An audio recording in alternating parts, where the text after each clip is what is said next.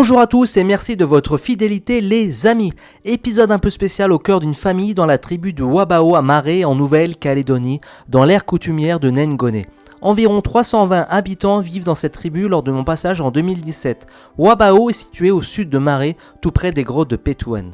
Les plages sont désertiques et paradisiaques, comme très souvent en Nouvelle-Calédonie. William et sa femme ont gentiment ouvert leurs portes alors que je passais faire des vidéos près de chez eux. J'ai passé les jours les plus chargés en émotions depuis que je suis arrivé en Nouvelle-Calédonie. Il faut dire que la veille, j'avais assisté à l'enterrement d'une personne âgée de la tribu. Ce qui m'a frappé, c'est la solidarité dans la tribu et cette partie de bingo improvisée le lendemain pour rassembler les fonds et unir la tribu de Wabao. La culture mélanésienne kanak est encore très forte, attention à bien vous renseigner sur la coutume. En termes kanak, toutes les occasions importantes, une naissance, un mariage, une fête, une invitation, donnent lieu à la coutume. Il s'agit d'un ensemble de règles qui accompagnent tous les échanges sociaux. En tant que visiteur, si vous êtes invité dans une tribu, vous devrez faire la coutume. Offrez au chef un bout de tissu, un manou, dans lequel vous avez mis un petit cadeau symbolique, signe de respect et d'humilité. Un billet de 500 francs pacifiques et un paquet de riz ou du tabac qui remplace l'igname ou les monnaies kanak d'autrefois.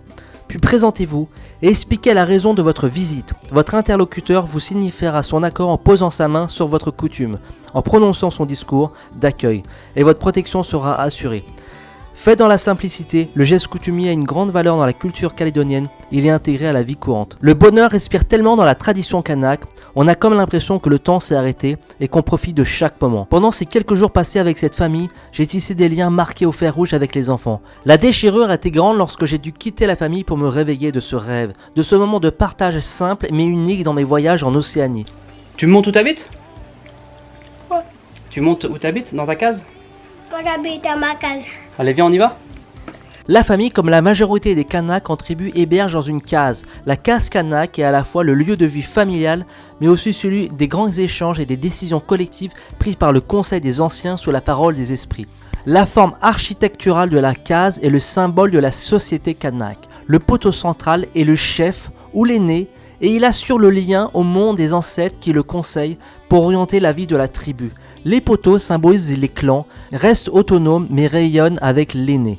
La forme du cercle offre l'harmonie et l'égalité des échanges. Les autres éléments représentent les individus et leur rang selon qu'ils soient la bonne sablière, les chevrons, la paille ou la liane qui unit l'ensemble comme est unie la société. Au sommet de la case, alignée dans le prolongement du poteau central, la flèche fêtière représente l'ancêtre et symbolise le clan. La cuisine est située très souvent dans un autre bâtiment, une simple construction avec un toit en tôle. Pour se nourrir ici, on pêche ou on chasse le cochon sauvage, une tradition encore très présente chez les Kanaks. Il existe des épiceries près des tribus comme au golfe Wabao pour acheter des produits de première nécessité ou de la nourriture. Pour le dessert, il n'y a plus qu'à se servir dans les arbres ou dans la nature ou dans les champs.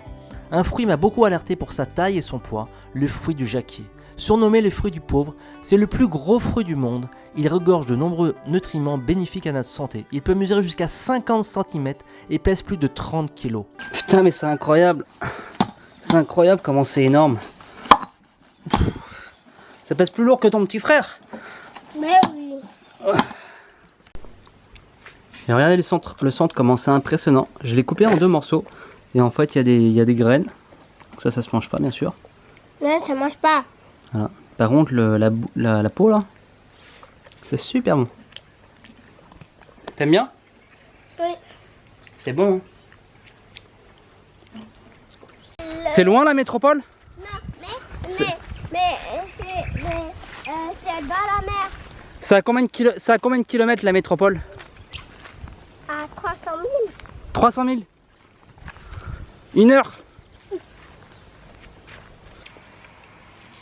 Tiens, mange un bon mangue. Tiens la mangue.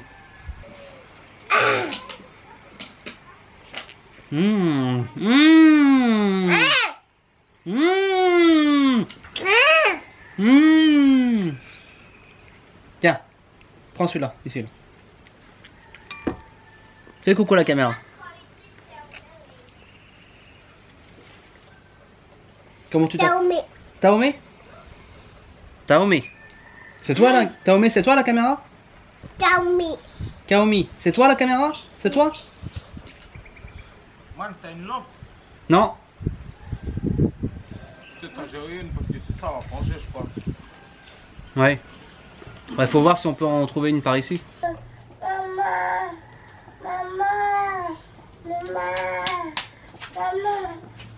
Ce qui m'a vraiment étonné, c'est le fait d'utiliser le feu pour cuisiner avec le bois récolté juste avant. Une vie simple mais remplie de bonheur, loin de la société de consommation en métropole ou de Nouméa.